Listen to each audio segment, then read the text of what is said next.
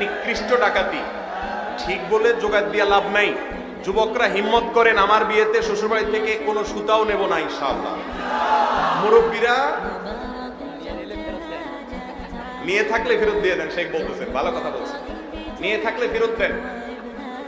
দেখেন ভাইরা আমার বিয়েতে আমার শাশুড়ি একটা ফ্রিজ দিয়েছেন, তখন 10,000 টাকাতে আপনি একটা ফ্রিজ দিয়েছেন। আমার ওয়াইফকে আমি বলেছি এটা আমি তো ঘরে ঢুকতেই দেবো না, এটা ফেরত দিয়ে আসতে হবে। যাই হোক, অনেক জোরাজোরি করে এটা দিছে। আমি 3-4 বছর ব্যবহার করার পরে, হাদিয়া দিছে, এখন কিছু করে না জোর করে, 3-4 বছর ব্যবহার করার পরে আমি 2009 সালে যখন সৌদি আরব চলে যাই, ওইটা আমার কৌশলে শাশুড়ির বাসায় দিয়ে আমি চলে গেছি। যে দৌড় খেলে দৌড়, আর ফেরত নেই। যুবকরা বা মুরব্বীরা অনেক সময় করে কি জানেন, মাসালা ঘুরায় নেয়। মেয়ে যখন বিয়ে দেয় তখন এই মাসালাগুলো খুব ভালো করে বলে, হুজুরের ভিডিওটা খুঁজে দেখায়, ভাই সাহেব দেখেন তো কি বলছে হুজুর। কিন্তু আবার নিজের ছেলেটা যখন বিয়ে করায় তখন আবার আমতা আমতা করে, কয় না খুশি হয়ে দিলে তো যায়। এই রোগটা আমাদের মধ্যে আছে না নাই? যৌতুক অভিশাপ, যৌতুক সামাজিক অভিশাপ।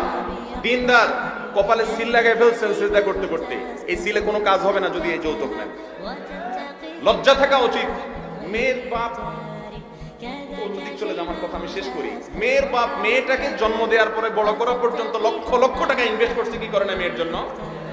আপনি ছেলে তো শ্বশুর মশাইকে যাই বলা উচিত, আব্বা জান এই মেয়েরে পড়াইছেন, এমএ পাস করেছেন আপনি, আর ওই এমএ পাসের সার্ভিসটা দিচ্ছে আমার ঘরে, আমার বাচ্চা কাচ্চা পড়াচ্ছে, ঠিক না বেঠিক?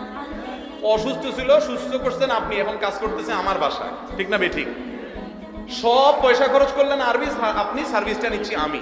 অতএব কত খরচ হয়েছে বলেন, মানুষের মূল্য তো দিয়ে পারা যায় না, অন্তত সার্ভিস ফি বা খরচগুলো অন্তত দেই।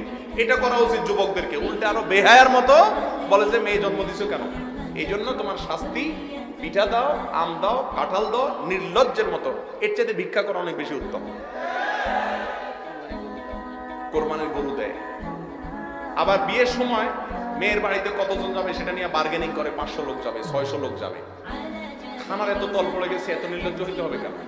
নাম মাকে বরযাত্রী, আমি বলি বদযাত্রী, বদযাত্রী বদ। বিয়ের মধ্যে একটা খাওয়া আছে শুধু, মেয়ের বাড়িতে হবে। ঠিকঠাক বলে চিল্লাবেন, কিন্তু কাজের বেলা তো কিছু হয় না, সবই তো হয় তলে তলে সবাই করে। হিম্মত করবেন। আমি আলহামদুলিল্লাহ বলতে পারি যে কথাগুলো বলছি এগুলো সবগুলো আমার বিয়েতে আমি অ্যাপ্লাই করেছি।